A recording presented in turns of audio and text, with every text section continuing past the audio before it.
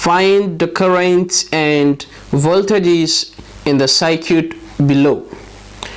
So this is a circuit given. We are going to find the currents I1, I2 and I3, and the voltages V1, V2 and V3. So let's move and find the solution.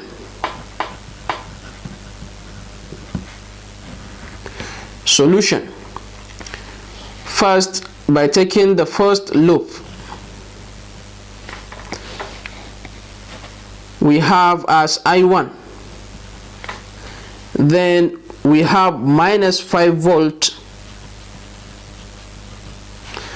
then plus 2I1,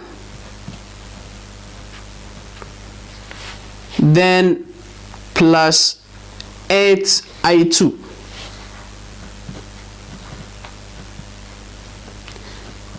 is equal to 0.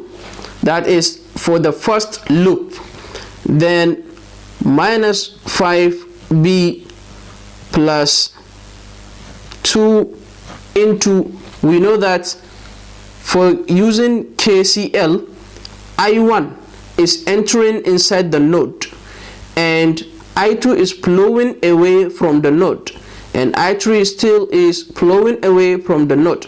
That means I1 is equal to I2 plus I3.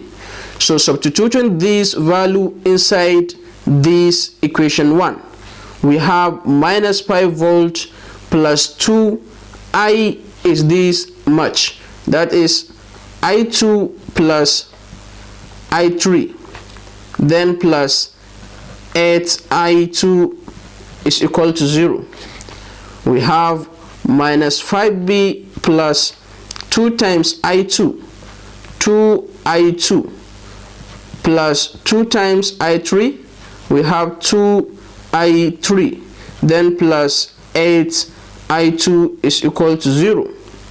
We have minus 5 volt plus 2I2 plus 8I2, we have 10I2, then plus 2I3 is equal to 0.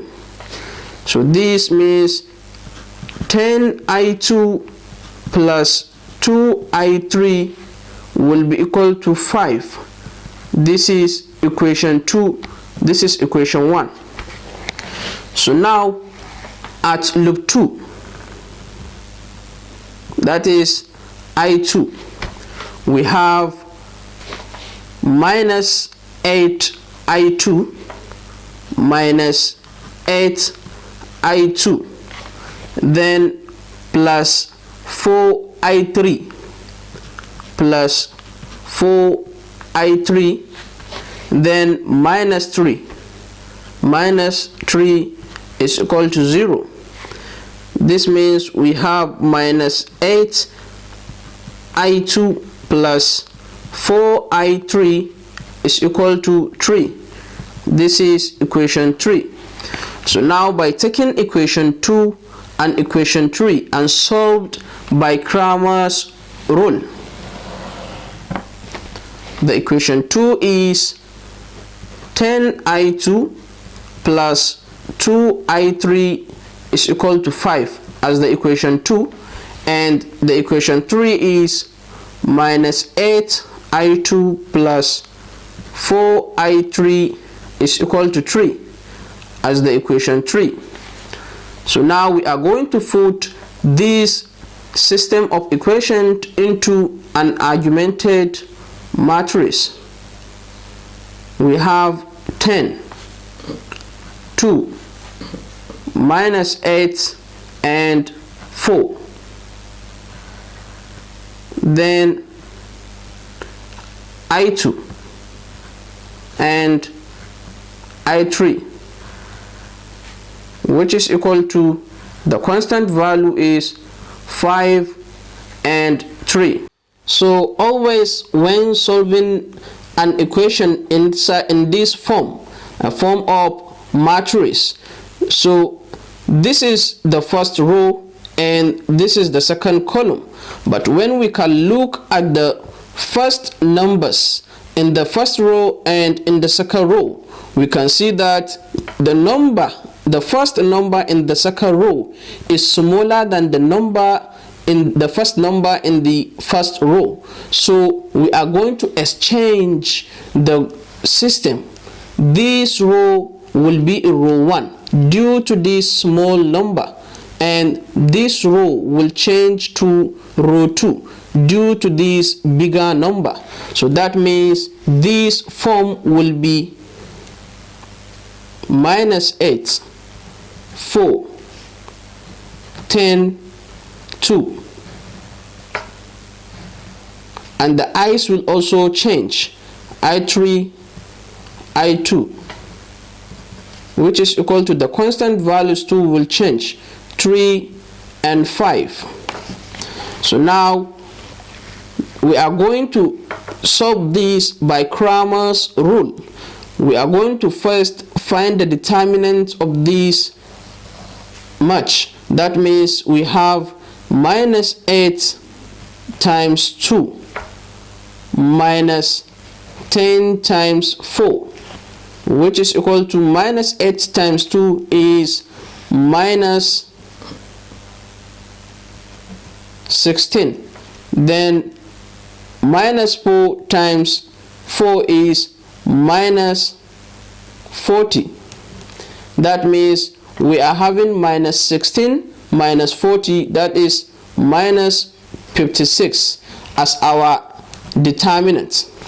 So now to find I3, we are going to find the determinant of I3, where I3 is equal to determinant of I3 all over determinant.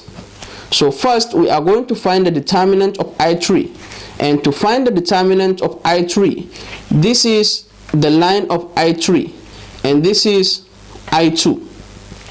So to find I3, we are going to remove these values and substitute them with these constant values.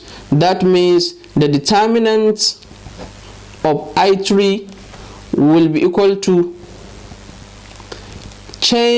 remove these values and substitute with these values. That is 3, 5. Then we have 4 and 2, which is equal to 3 times 2, 6, minus 5 times 4, that is 20, which is equal to 6 minus 20 is minus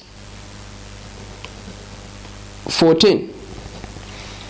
So as the determinant of I3, so the formula to find the I3 says I3 is equal to I3 determinant all over determinant. So that means we are having the determinant of I3 is minus 14 all over minus 56. Minus cancel minus, which is equal to 14 all over 56, which is equal to 14 divided by 56. That is 0.25 ampere. So now we are going to find I2. To find I2, I2 is equal to I2 determinant all over determinant. So we are first to find the I2 determinant, which is equal to, we are removing the values of I2 and replace them with the constant values. That means we are having minus 8, 10, then 3, 5. So now we have minus 8 times 5.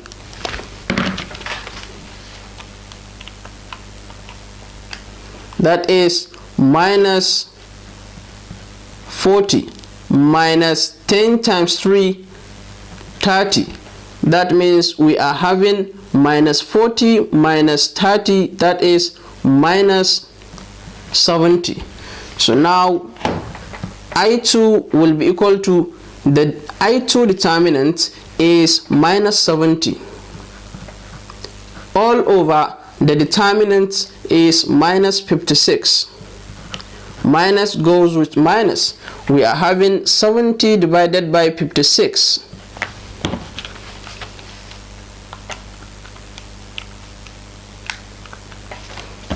That is 1.25 ampere as I2.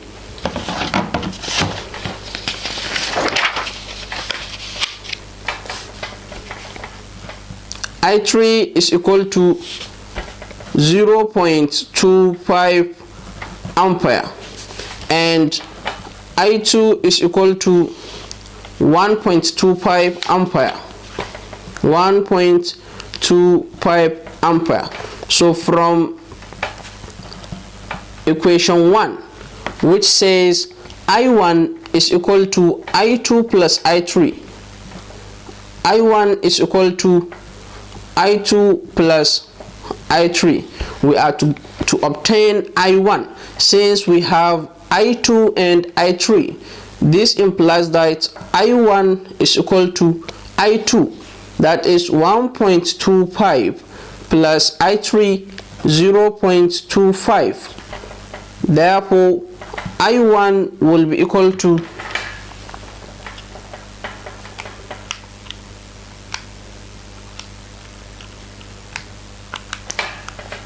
1.5 ampere. So now we have our I1, I2 and I3. So we are to find V1. We know that V1 is equal to I1 R1, which is equal to, our I1 is 1.5 times the R under V1 is 2 ohms resistor times 2, which is equal to 1.5 times 2, 3 volts. And V2 is equal to I2 R2, which is equal to, the value of I2 obtained is 1.25 times R under I2, 8, which is equal to 1.25 times 8, that is 10 volts. Then V3 will be equal to I3 R3, which is equal to, the value of I3 obtained is 0.25 times R under I3, that is 4 ohms resistor, which is equal to 0.25 times 4, that is